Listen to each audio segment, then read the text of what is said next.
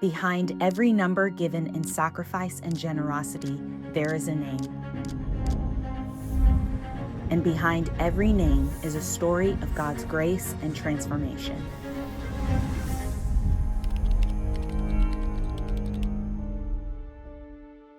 We planted a year and 8 months ago, and we are grateful to report to you that God has prospered everything that we've been doing here.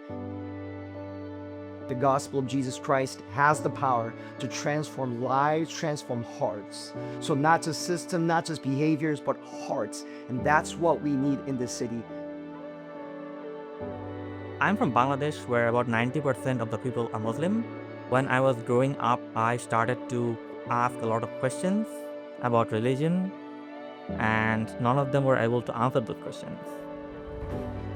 A year ago, before that, I was an agnostic for almost 2 decades. One of my brothers from the church started seeing me on a regular basis, took the time to answer all of my questions and skepticism I had about religion, and that is how I found my faith. I have not found a community anything like that, such a deep sense of belonging, not even back in my own country. Didn't grow up religious at all, but I never was really exposed to the love of Jesus. Going into college, I had a very bad addiction to smoking weed, and that was something I used to cope with. Like one night I prayed that, and I was praying for a church to go to at the same time. I woke up that morning, the urge to smoke went away, and I haven't been addicted to weed ever again since that. And from there, that kind of just sparked my whole journey. Growing up Christian doesn't mean I was a Christian. I was living through my parents' faith, not through my faith. And at the age of 12, which was when I was baptized, was when I realized that I kind of wanted to taste and see what I was hearing.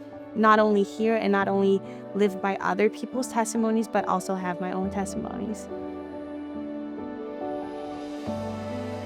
I came to the US 2.5 years ago, and I knew I couldn't walk alone, and I needed to find community, but I was struggling so hard.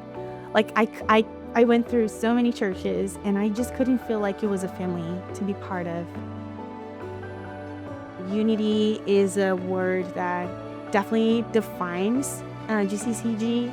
Like day one, I felt welcomed, I felt seen, I felt loved. And since the first Sunday, I've come back ever since, and it's been my home. Especially because of how multicultural it is, I was like, well, being different will not be a problem here. God does not discriminate. He wants to have a relationship with anyone. That is why He welcomes anyone. And that is what my church does.